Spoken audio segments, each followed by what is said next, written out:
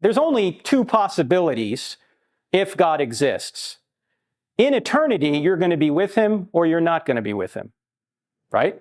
I stumbled upon this video some time ago which features an evangelical Christian apologist whose name is Frank Turek. Webster's dictionary defines an apologist as someone who speaks or writes in defense of someone or something that is typically controversial, unpopular, or subject to criticism.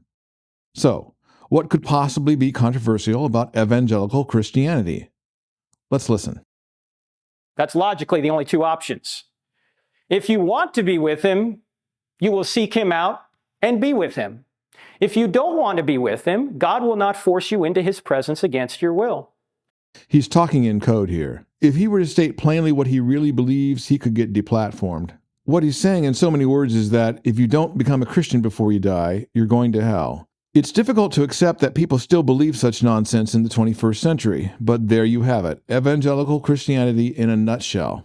In fact, let me make the objection stronger than what you're making it. You're very polite, but I debated an atheist who was a little bit more direct. And let me tell you, this man he's a good man. I like him. His name is Eddie Tabash. He's an attorney from Beverly Hills. We debated at the University of Michigan a number of months ago.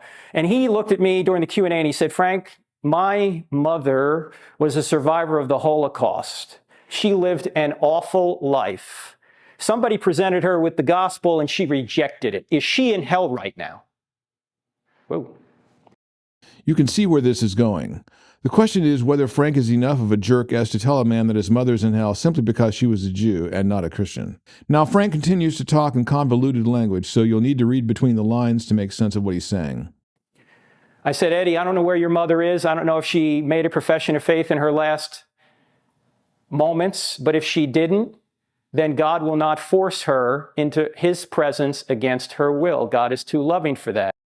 Translation: this Jewish lady, the Holocaust survivor they're talking about, may have been a faithful wife and a loving mother, but if she didn't become a Christian before she died, she is doomed. Conversely, if a murderer asks for God's forgiveness, God may very well grant that forgiveness, thus allowing said murderer into heaven.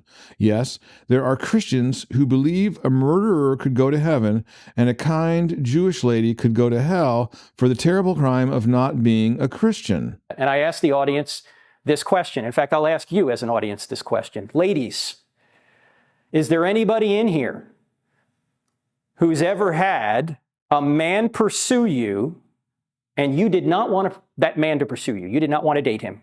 Anyone in here? Of course. In fact, some of you are going, yeah, he's sitting right next to me right now. He won't leave me alone.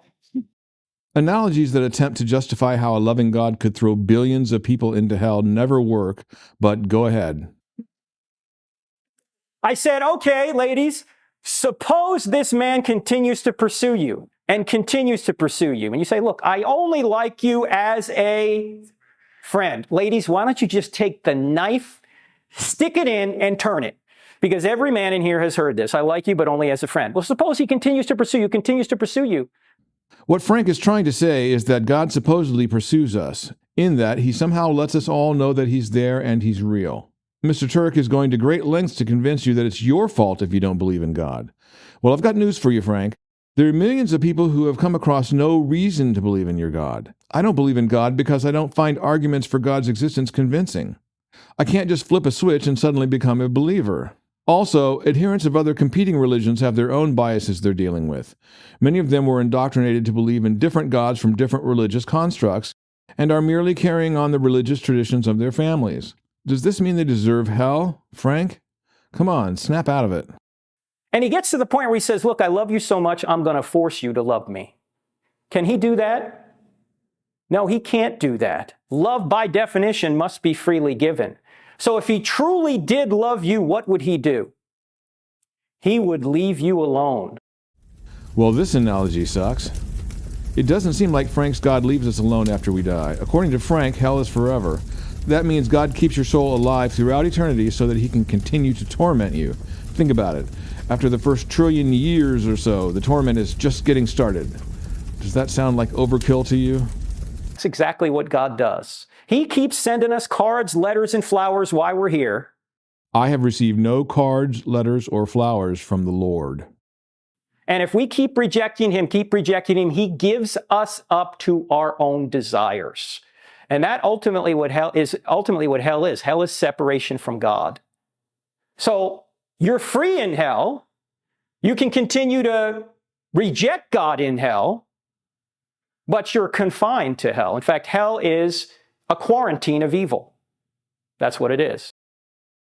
Does Mr. Turek really believe this Jewish lady he was discussing earlier in the video is in hell, quarantined from God because she is so evil?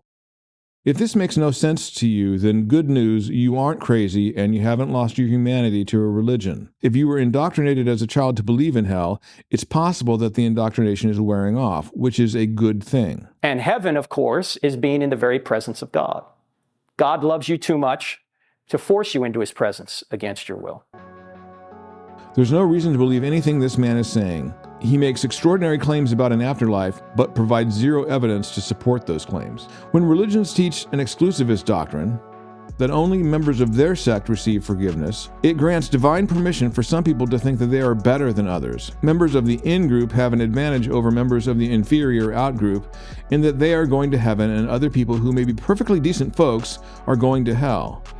This myth is born of pure tribalism.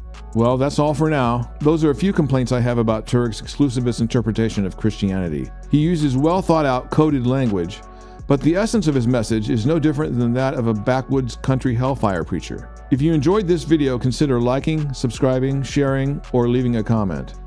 Until next time, peace.